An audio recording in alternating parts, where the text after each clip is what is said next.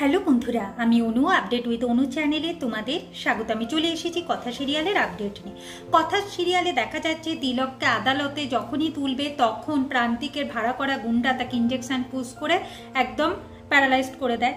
সে একদম শুয়ে পড়ে, না তার ব্রেন কাজ করছে, না জ্ঞান ফিরছে, না হাত পায়ে কোনো জোর আছে, কিছুই করতে পারছে না। কিন্তু এটা কে করলো সেটা ধরতে পারছে না। তবে ওই প্রান্তিকের ভাড়া করা গুন্ডাকে কিছুটা হলেও কথা দেখতে পেয়েছে।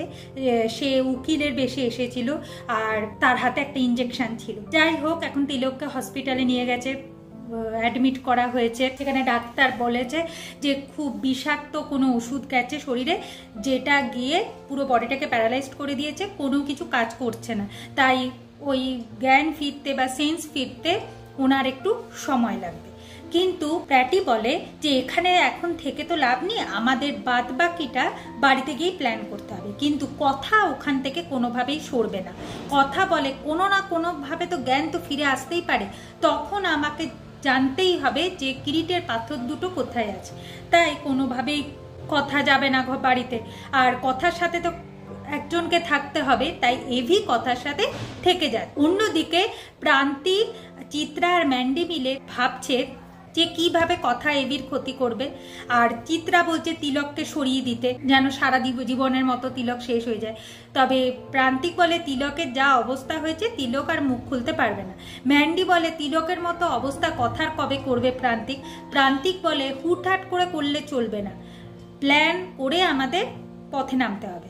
আর আমরা তিনজন যেহেতু এক হয়েছি, ওরা কিচ্ছু করতে পারবে। চিত্রার হয়ে যেহেতু প্রান্তিক কাজ করেছে, তাই চিত্রা যা টাকা পাবে সেই টাকার হাফ কিন্তু প্রান্তিককে শেয়ার করতে হবে। আর ম্যান্ডি বলে যে আমার প্রতিশোধ নিতে চাই আর ওই কাজে আমাকে সাহায্য করতে হবে। চিত্রা তাতে রাজি হয়।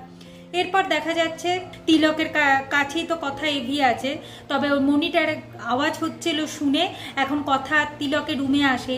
তিলককে বলতে বলে কিরিটের পাথর দুটো কোথায় আছে। তিলক তো কোনোভাবেই বলতে পারে না, তাই পাতা আর পেন নিয়ে আসে, সেখানে লিখতে বলে, কিন্তু হাতে তো জোরও নেই, লিখতেও পারছে না।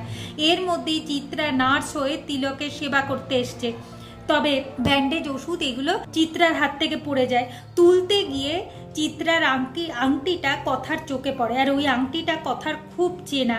সে ভাবে এই আংটিটা তো আমি চিত্রার হাতে রেখেছিলাম, তাহলে ব্যাপারটা কি? মানে সেদিনকে মেজ কাকি যার সাথে কথা বলছিল তারও একটা ঘাড়ে জরুল ছিল, তিলক বাবুরও জরুল আছে, আবার আংটিটাও নার্সের সাথে এত মিল, ব্যাপারটা কি কথার বুঝতে পারছে না। আর চিত্রা এখন যে করে হোক কথা রেবিকেও রুম থেকে তাড়ানোর চেষ্টা করছে।